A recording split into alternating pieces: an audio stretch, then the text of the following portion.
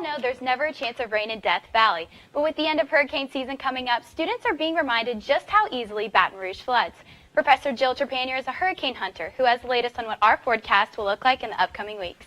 Going up against the quarterback who just broke Tim Tebow's SEC rushing record definitely tested the Tigers' defense. Now they were able to hold Fitzgerald to 131 rushing yards and most importantly kept him from making any touchdowns. Authorities have intercepted devices and suspicious packages addressed to Hillary Clinton and former President Barack Obama. According to the Secret Service, neither Obama nor Clinton received the packages or were at risk of receiving them. The agency says they were found during routine mail screenings and handled as potential explosive devices. An official says the devices appear to be crudely built but functional. I had a good feeling. We talked earlier about Mississippi State's offense, but I honestly think the biggest challenge for the Tigers today is going to be their defense. It's amazing. Yeah, I think when people saw LSU's schedule, they thought, you open in Miami, 2 weeks later you got Auburn, and if that wasn't enough, October packs in Florida, Georgia, Mississippi State. Obviously, the biggest difference is confidence with our new quarterback who can read the game and the people very well. HGTV inspires the world to be creative when it comes to home design. Some of these fan-favorite shows even include some LSU alumni. Thanks, guys. New laws were passed to regulate not only what goes on, but how many people are allowed in fraternity tailgates. LSU Greek Life, along with Vice President of Student Affairs, Dr. Kurt Kepler, are doing everything they can to keep the students of LSU safe, whether they are Greek or not. What's going on, guys? I'm here on the field at Dick Stadium at Kent State University in Ohio, and I'm actually here with my uncle, defensive line coach Brian Cochran. Coach, how you doing today? Doing good. We just had our first practice today. Honestly, we're coming off one of the wildest weekends in SEC football, but I don't think there's going to be any huge upsets, but like you said, anything can happen. Thanks, guys. The LSU Department of Construction Management hosted the Women in Engineering panel last Thursday. The panel of women shared their personal stories, encouraging men and women alike to shatter glass ceilings. I had a high school teacher who, when I told him I wanted to do industrial engineering, he called it the imaginary engineering. With a growing number of women becoming engineers, running for office, and becoming breadwinners, why are they still facing inequality? I don't think that was necessarily a jab at women in engineering. I think it was more of like the type of engineering I was going into, which happens to be very female. Gabrielle Hutchinson is an engineering student at LSU who hoped her questions would be answered at the LSU Women in Engineering panel.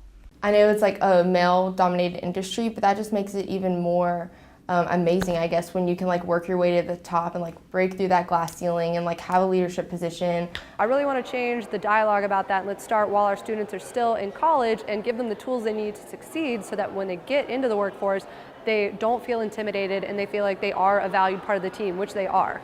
The panel promoted confidence and self-awareness being the pathways to success. Advice applicable for any career path for any gender, or just life in general. A gentleman that was on a trim crew would not speak to me. He was an older gentleman and he simply wouldn't, he just wouldn't talk to me. He said he wasn't going to have a female boss, and that was that. One thing that I have learned along the way is nobody can do Kim Williams better than Kim Williams. And so the key is do you. I say go for what you want to do. Don't let, society or, what statistics say bring you down. It was an honor to listen and talk with these boss ladies. Their advice was very valuable to all young women, engineering or not. I'm Lauren Cochran for Tiger TV News. I thought our defense played lights out. Great job by Dave Aranda and our staff. Nick Fitzgerald's an excellent football player. This team is a good team that we beat tonight. Going into the game, LSU had to watch their turnovers against Mississippi State's #1 ranked scoring defense. Though it is clear LSU's defense was the stronger of the two, linebacker Michael Divinity Jr. thinks the Tigers haven't reached their full potential yet. No, I feel like we haven't reached our peak yet as a whole, defense as a whole. We still have a lot more to sit there and, push out, and, I feel like it's coming up. Further proving their superior defense, the Bulldogs were intercepted 4 times by the Tigers, 2 by safety Grant Delpit, 1 by linebacker Michael Divinity Jr., and 1 by safety John Battle. What did you see on your interception? Oh, which one? The first one. The first one, just very 3-step. He was looking at the receiver the whole time, just made a break on the ball. Just a, instinct play. The Tigers will definitely be tested again in 2 weeks when they go up against both Alabama's quarterbacks Tua and Jalen. For Tiger TV Sports, I'm Lauren Cochran.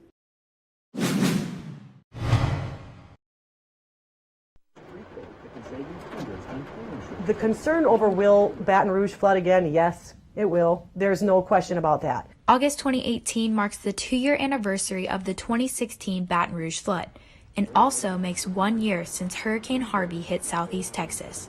The concern of LSU students and whether we are going to flood is a very real one. You know, they should always have an eye on the sky in my mind. You know, I'm a big advocate of that.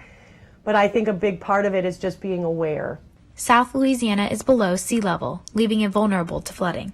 With this in mind, students should download good weather apps that send alerts when dangerous weather is possible.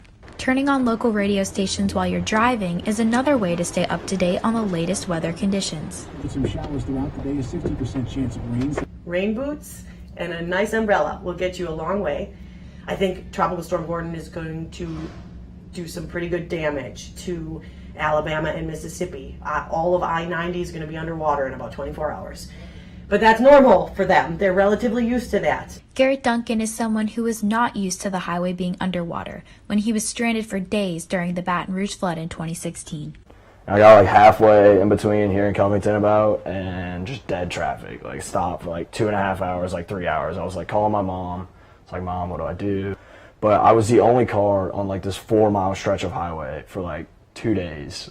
But eventually they opened up the highway, and I ended up getting like a police escort out because when they helicoptered the food in, like I was the only car who was able to drive like anywhere. So I like loaded all the food and stuff up into my car and was like driving up and down the highway, like handing food and stuff out to people. I definitely think that LSU students and faculty and staff and Louisiana residents should just be paying attention. But don't worry, Tiger fans. For now, it looks like we will have a dry game day this Saturday for our first home game against Southeastern. Back to you at the desk. Going up against the nation's #1 scoring offense definitely tested the Tigers' defensive line tonight. The game came down to whether or not the Tigers could contain Tua and if Bro could perform against Alabama's defense. I mean, the crowd really showed up for us. That was the best atmosphere I've ever been a part of. And rightfully so. Death Valley was roaring, especially after the Tigers managed to cost Tua his first interception of the season. I mean, they're a lot more sound. They're very sound as a defense, as a whole, as a unit. With Devin White in there as well, they did some really good things. With strong defenses on both sides, both quarterbacks came out passing. Burrow finished with 184 passing yards and Tua with 295 passing yards. Defense was playing great in the first quarter, then all of a sudden they just started wearing us down. I think that in the third quarter we get out there, we just can't do nothing on offense, and they start moving the ball, they start running the football on us up the middle. I think somewhere in the third quarter, they just started wearing us down. We're not far away player-wise. It's just we got to get them next year. With unranked Arkansas coming up next weekend, the Tigers will continue to pack the heat with their defense. For Tiger TV Sports, I'm Lauren Cochran.